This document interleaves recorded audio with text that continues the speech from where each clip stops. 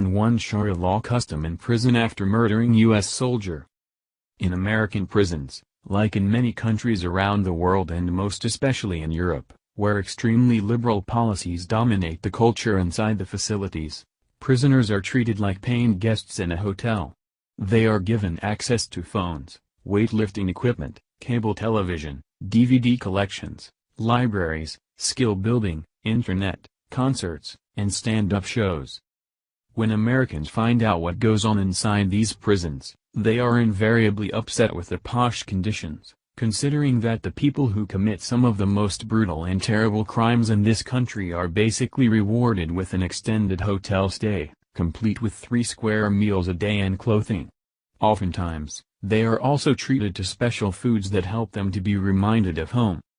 Some that commit crimes and released into the populace end up recommitting the same or similar crimes, just to be put back in the joint because the thought of living on their own and having to provide for themselves is almost too much to bear. In Bill Clinton's neck of the woods, the Little Rock, Arkansas State Prison is going so far as to consider providing a Muslim terrorist prison with a special Islamic-based diet called Hul. This after having committed murder against a U.S. soldier. Town Hall.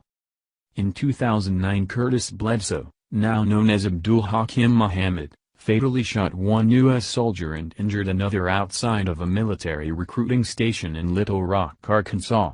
In his explanation for why he murdered Private William Long, he cited his religion, saying he's loved jihad ever since I became Muslim.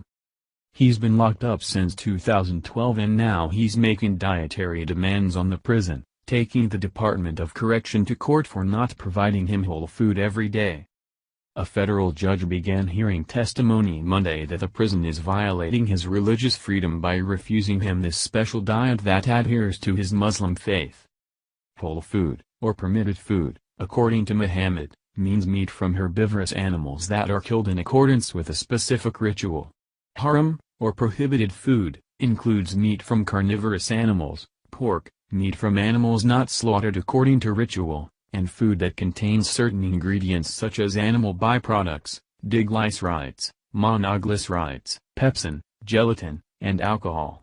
Kosher meats are an acceptable alternative, he said.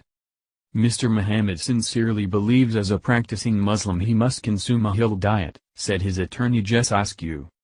As Robert Spencer of Jihad Watch asked, if he had murdered Long out of adherence to Nazi principles, would the Arkansas Department of Correction be obliged to accommodate his adherence to Nazism in prison?